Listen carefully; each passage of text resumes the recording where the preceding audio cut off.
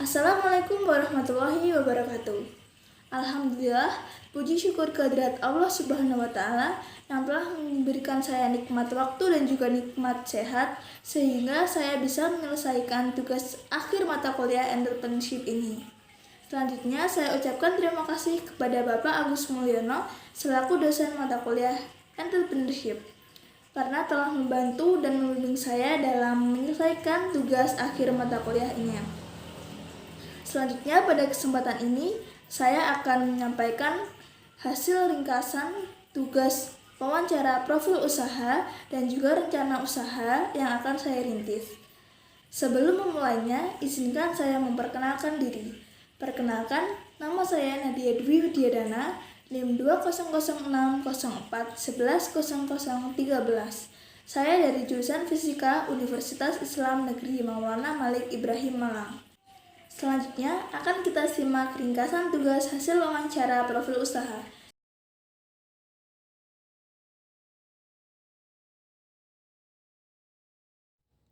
Hasil wawancara profil usaha untuk memenuhi tugas besar UAS mata kuliah entrepreneurship. Wawancara dilakukan sebanyak 7 kali di profil usaha yang berbeda. Profil usaha pertama ada Agus Pain, yang kedua Roti dan Catering Amanda, yang ketiga Cafe Sukata, yang keempat Beternak Ayam Petelur, yang kelima Pembibitan Padi dan Pembuatan Kompos, yang ketiga Batik Bintang 3, dan yang terakhir Lamirias. Profil usaha yang pertama adalah Agus Pain. Agus Pain adalah sebuah usaha yang bergerak di bidang otomotif dan melayani jasa pengecatan full body, motor, mobil, maupun truk. Usaha ini dikelola langsung oleh Agus Setiawan. Alasannya menggeluti bisnis usaha di bidang ini adalah untuk mengembangkan skill dan kemampuannya di bidang otomotif. Keuntungan bersihnya kurang lebih 300.000 per minggunya. Kendala yang sering dihadapi Agus adalah ketika bengkelnya sepi dan pada saat musim hujan. Karena pada saat musim hujan, cuaca tidak mendukung untuk melakukan pengeringan terhadap cat. Kedepannya, usaha ini memiliki peluang yang terbuka, karena seiring dengan perkembangan zaman, banyak orang yang akan memiliki kendaraan pribadinya masing-masing. Selanjutnya ini adalah dokumentasi dari Agus Pain, dan ini adalah hasil chat dari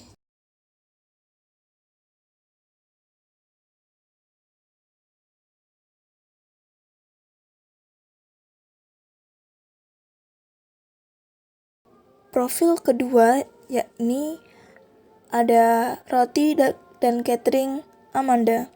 Amanda adalah usaha bisnis keluarga di bidang kuliner. Roti dan Catering Amanda melayani pemesanan jajan, kue, nasi kotak, hingga nasi tumpeng. Hingga saat ini, Roti dan Catering Amanda telah berdiri sekitar 9 tahun dan dikelola langsung oleh Bapak Dasuki dan juga Ibu Aning.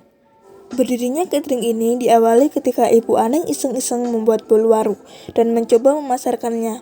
Dan ternyata banyak orang yang menyukai bolu-warunya. Setelah itu dia mencoba pasar baru dengan menjual berbagai macam kue kering atau kue lebaran. Lalu lanjut dengan pembuka pesanan catering dan pesanan roti. Dan hingga sekarang ia telah sukses dengan roti dan cateringnya. Keuntungan yang ia peroleh ketika masa pandemi ini kurang lebih 4 juta rupiah.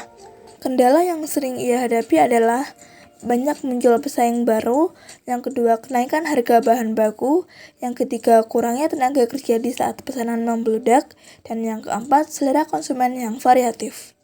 Di zaman serba instan ini, usaha catering akan memiliki banyak peminat dan berkembang sangat pesat. Berikut ini adalah dokumentasi dari Roti dan Catering Amanda.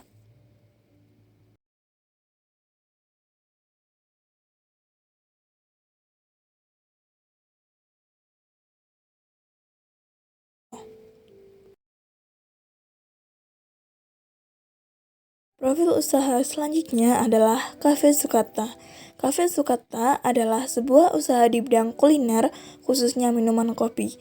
Cafe ini mengangkat tema Coffee, Milk, and Book. Cafe ini dikelola langsung oleh Rian Giovanni. Cafe ini telah berdiri sejak tahun 2018 dan terletak di Jalan Pramuka nomor 102B, Ronowijayan, Kabupaten Ponorogo. Alasannya merintis usaha ini adalah karena ia berpikir bahwa usaha kafe adalah usaha yang menjanjikan, karena kopi adalah salah satu hal yang digemari oleh banyak kalangan. Kendala yang ia hadapi adalah harga bahan baku yang tidak stabil, yang kedua banyaknya kafe di Kabupaten Ponorogo dan berpotensi menjadi pesaingnya, yang ketiga selera masyarakat yang berubah-ubah, dan kafe sepi. Keuntungan yang ia peroleh adalah kurang lebih 1.550.000 setiap bulannya. Keuntungan yang lainnya adalah ia dapat bekerja dengan waktu yang fleksibel. Usaha ini masih cukup potensial di masa mendatang, hanya saja perlu strategi marketing yang bagus untuk menarik pelanggan. Berikut ini adalah dokumentasi dari Cafe Sukata.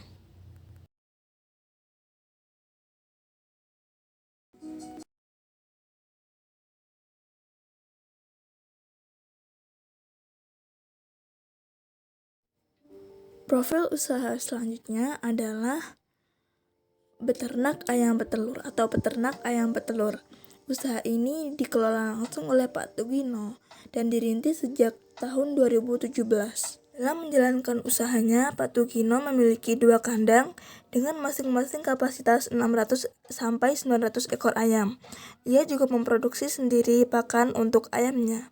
Alasannya menggeluti usaha ini karena pada waktu itu ia merasa prihatin melihat kebutuhan dan konsumsi telur masyarakat Ponorogo, khususnya Sumoroto, daerah Sumoroto, yang masih mengandalkan kiriman telur dari daerah Magetan. Dari situ ia berinisiatif untuk membangun sendiri kandangnya dan memenuhi kebutuhan telur masyarakat daerah Sumoroto. Setiap hari Pak Tugino mampu menjual 50 hingga 55 kg telur. Dengan 1 kilo telurnya ia bandrol dengan harga 17.000. Kendala yang ia hadapi saat ini adalah naiknya harga bahan pakan mulai dari jagung, PKK, dan yang lainnya. Yang kedua, modal untuk memenuhi segala kebutuhan ternak masih kurang, dan juga berkurangnya konsumen saat pandemi. Karena saat sebelum pandemi katanya banyak konsumen itu datang dari catering. Berjalannya waktu, usaha ini akan terus berkembang. Terlebih lagi ketika kita melihat kebutuhan telur di masyarakat juga akan meningkat. Kedepannya, Pak Tugino akan mendirikan kandang ayam ketiganya agar dapat menambah hasil produksi telurnya. Nah, kemudian ini ada dokumentasi dari peternakan ayam petelur Pak Tugino.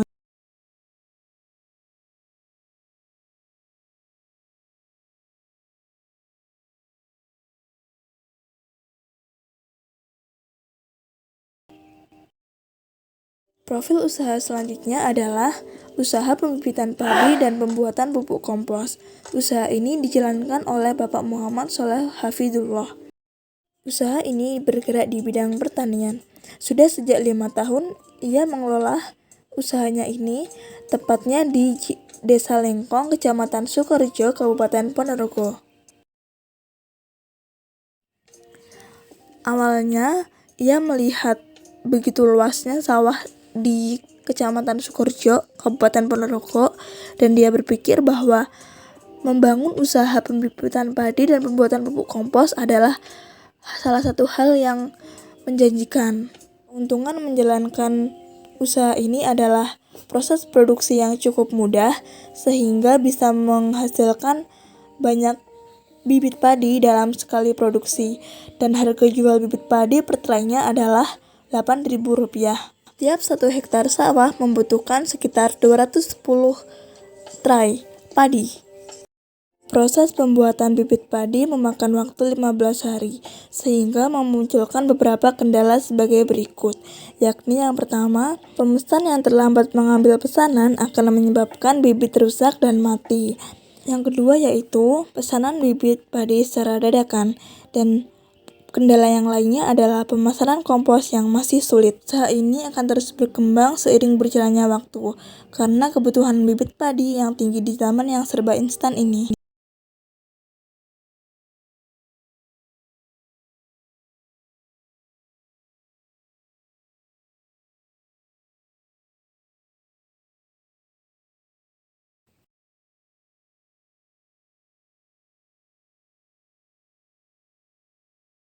Profil usaha selanjutnya adalah Batik Bintang 3, merupakan usaha yang bergerak di bidang tekstil yang dikelola langsung oleh Bapak Taufik.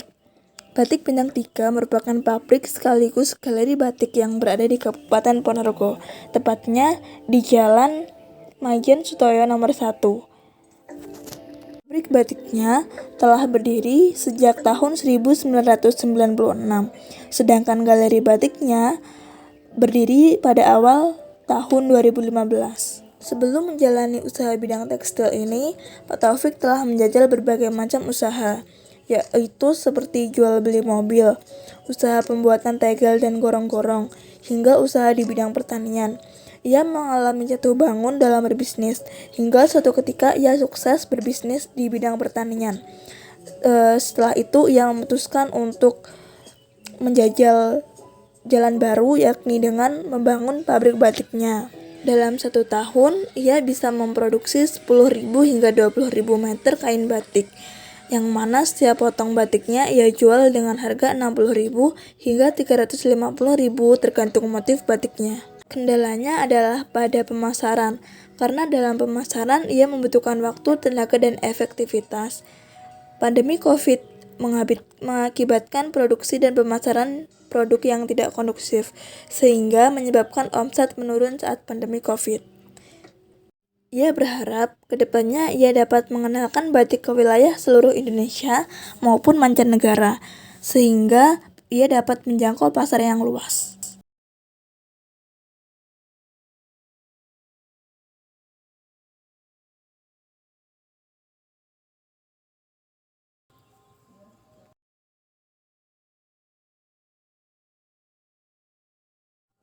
Profil usaha yang terakhir adalah Lamirias. Usaha ini bergerak di bidang fashion dan kecantikan. Lamirias melayani jasa rias atau make up, dekorasi, dan paket lengkap manten. Usaha ini dirintis oleh Lami pada tahun 1992. Sejarah awal berdirinya Lamirias ketika sepeninggal suaminya pada tahun 1992, keadaan ekonomi Lami mengharuskan untuk mencukupi kebutuhan kedua anaknya, dan akhirnya ia memutuskan untuk bekerja sebagai perias.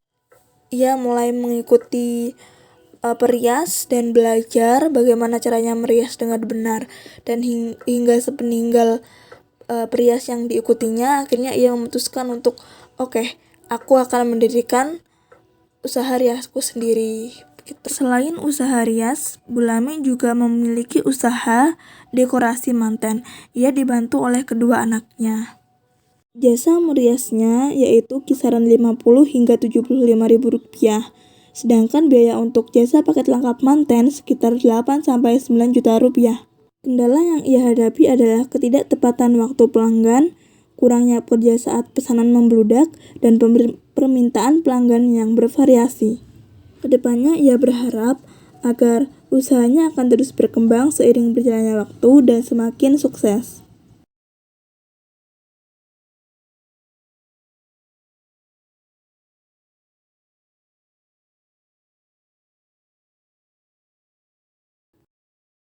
Alhamdulillah, tadi telah kita simak tentang hasil wawancara profil usaha. Selanjutnya akan kita simak tentang rencana usaha yang akan saya rintis. Selanjutnya adalah rencana usaha yang akan saya rintis untuk memenuhi tugas UAS mata kuliah entrepreneurship. Usaha yang akan saya jalankan adalah usaha yang bergerak di bidang layanan jasa pendidikan.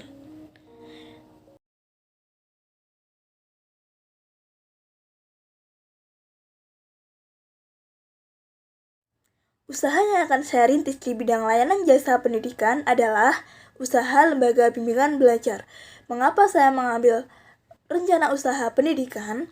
Karena dengan pendidikan saya bisa meningkatkan kualitas sumber daya manusia yang ada di Indonesia, khususnya di daerah saya yakni Kabupaten Ponorogo.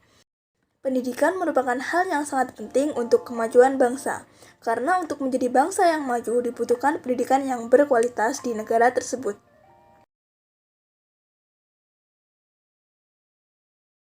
Indonesia adalah salah satu negara berkembang yang masih mempunyai masalah dalam dunia pendidikan.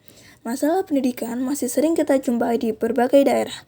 Sudah seharusnya seluruh masyarakat Indonesia mendapatkan hak pendidikan seperti dalam Undang-Undang Dasar 1945 yang berbunyi mencerdaskan kehidupan bangsa. Dengan demikian, pendidikan merupakan faktor utama dalam kehidupan. Bagaimana penerus bangsa akan melanjutkan dan memajukan bangsa tanpa adanya pendidikan? Tidak sedikit generasi muda sekarang yang kurang semangat dalam menempuh pendidikan hingga jenjang yang lebih tinggi.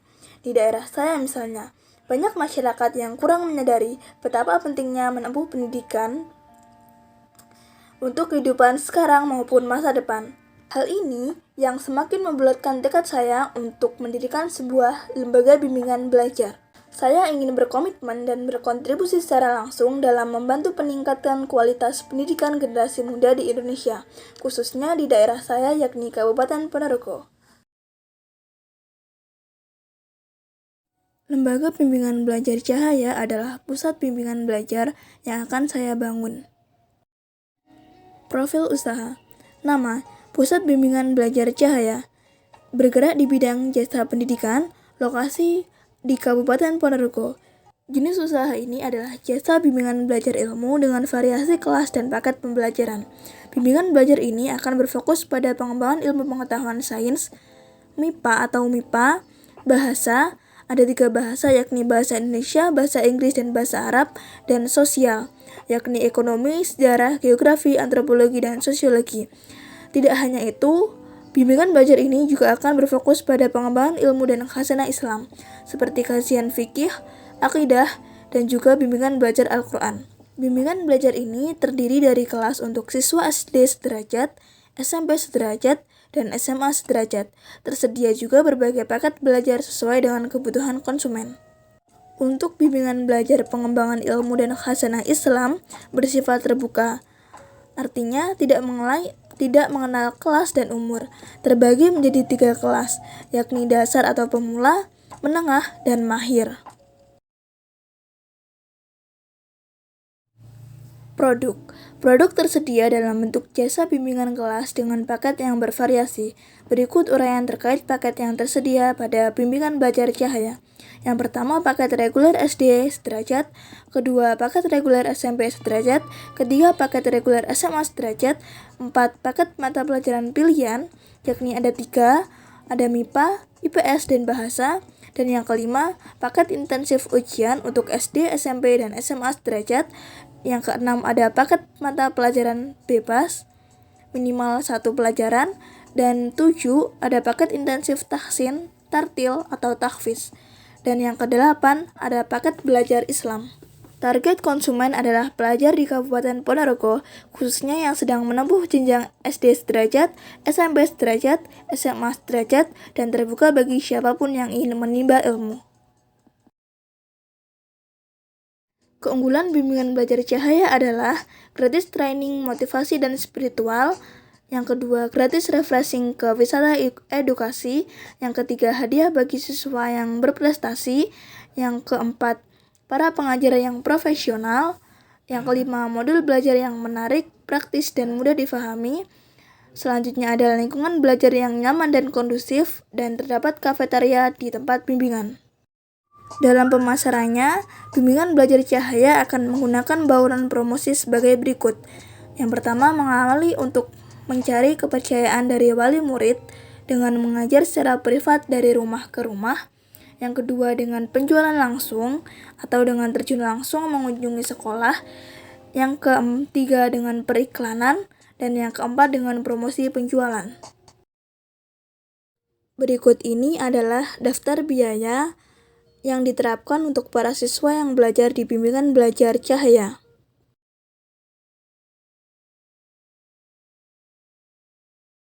Selanjutnya adalah keuangan. Estimasi modal. Berikut adalah estimasi modal dalam membangun jasa bimbingan belajar cahaya. Ini modal yang dibutuhkan ada 1-8 dan total semuanya ada 75 juta rupiah. Selanjutnya ada target perolehan dana. Target perolehan dana bimbingan belajar pada masa 1 tahun pertama diperoleh dari bantuan dari investor, modal pribadi, dan perolehan dari siswa. Target perolehan dana yaitu 109.100.000 rupiah, yang mana akan menutupi estimasi modal, menghasilkan keuntungan di tahun pertama. Berikutnya adalah estimasi pendapatan dalam 1 tahun, yaitu sekitar 262 juta rupiah, dan juga ada estimasi pengeluaran dalam 1 tahun. Totalnya ada 75 juta rupiah. Sehingga dari total pendapatan dan total pengeluaran itu akan diperoleh keuntungan dalam setahun, yakni 187 juta rupiah.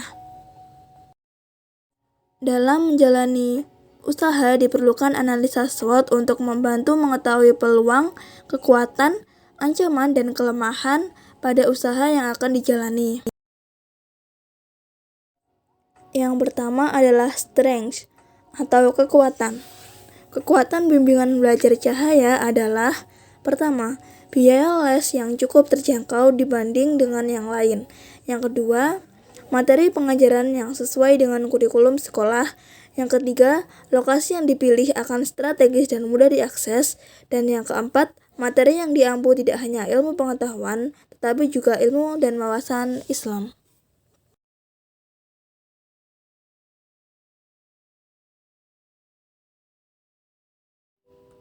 Selanjutnya ada weakness atau kelemahan.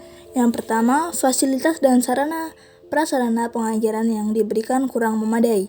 Yang kedua, promosi yang dilakukan kurang maksimal. Dan yang ketiga, tenaga pengajar yang kurang berpengalaman.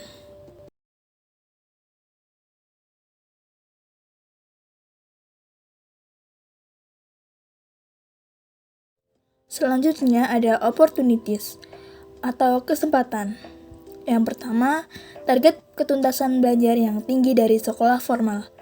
Yang kedua, letak lokasi usaha padat penduduk.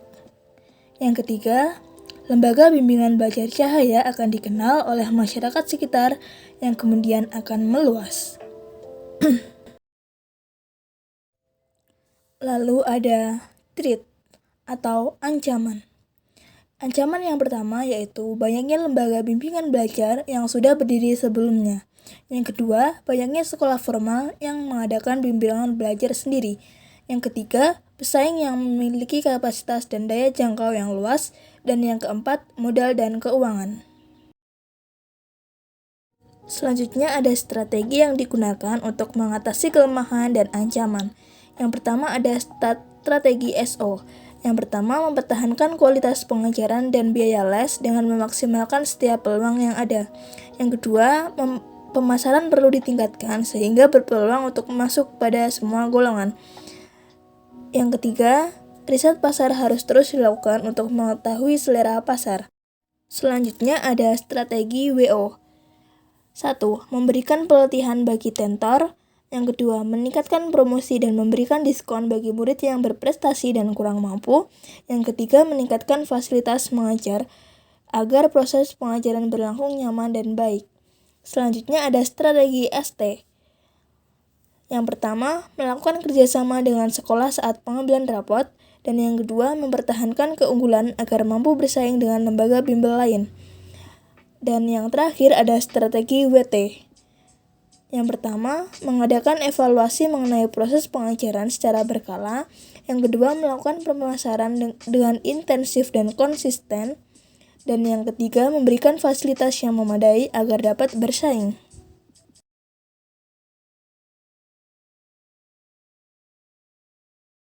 Agar bisa berkembang dengan baik, dibutuhkan strategi pemasaran yang tepat. Strategi pemasaran bimbingan belajar cahaya adalah yang pertama, mengawali awal karir bimbingan belajar cahaya dengan menjadi guru les privat. Yang kedua, memilih lokasi tepat untuk promosi. Yang ketiga, dengan menggunakan metode promosi yang tepat. Di sini saya mengkombinasikan beberapa bentuk strategi promosi, yakni yang pertama dengan membuat situs website dan akun jejaring sosial. Selanjutnya yang keempat, dengan memasang iklan di berbagai media, seperti media cetak, koran, atau majalah gitu, dan juga media sosial seperti Instagram, website, seperti itu. Yang kelima, dengan mengetahui jadwal mengenai pameran pendidikan atau bisnis. Dari pameran itu kita bisa mendirikan sebuah stand untuk mempromosikan bisnis bimbingan belajar saya. Dan yang keenam, dengan menggunakan metode mengajar khusus yang akan dikembangkan sebagai bagian dari sebuah layanan unik dari bisnis bimbingan belajar. Selanjutnya adalah rencana pengembangan bimbingan belajar cahaya. Diawali dengan saya berkeliling mengajar secara privat ke setiap murid, dan nanti selanjutnya saya akan mulai pelan-pelan membangun pusat bimbingan belajar di daerah padat penduduk, bisa dibilang di daerah kota gitu ya. Terus saya akan mengembangkan bimbingan belajar tersebut. Selanjutnya, saya akan membuka cabang dan membangun bimbingan belajar cahaya di seluruh wilayah Indonesia, khususnya terfokus dulu pada pengembangan pendidikan di wilayah Kabupaten Ponorogo.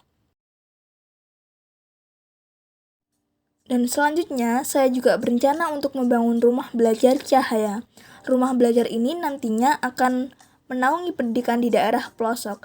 Saya akan memulai merintis rumah belajar ini di daerah pelosok Kabupaten Ponorogo.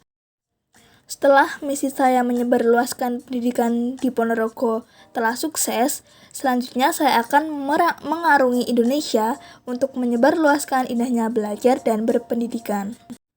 Rumah belajar di pelosok ini akan berbeda konsepnya dengan lembaga bimbingan belajar di daerah kota, karena di rumah belajar ini basisnya lebih ke sukarelawan, tanpa memikirkan timbal balik yang berarti. Para pelajar di pelosok kebanyakan belum menyadari akan pentingnya pendidikan. Banyak wilayah pelosok di Indonesia yang belum merasakan kebebasan berpendidikan. Kesimpulannya adalah, berdasarkan hasil analisis, usaha di bidang jasa pendidikan ini adalah usaha yang menjanjikan, namun dengan tetap memperhatikan segala aspek dan kualitasnya.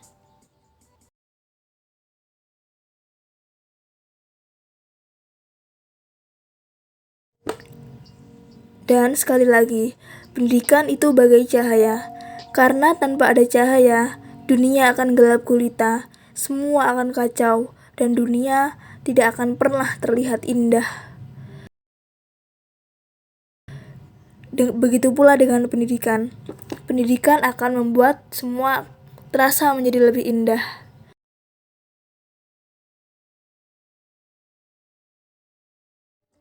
Saya akan sangat bersyukur jika melihat banyak orang bahagia bisa menikmati indahnya pendidikan.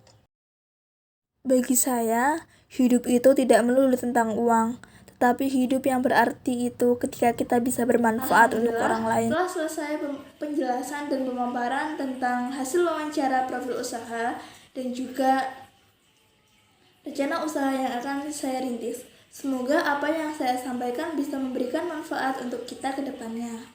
Terima kasih. Apabila ada kurangnya, saya mohon maaf. Billahi taufiq wal hidayah. Wassalamualaikum warahmatullahi wabarakatuh. Terima kasih. Hatur nuhun.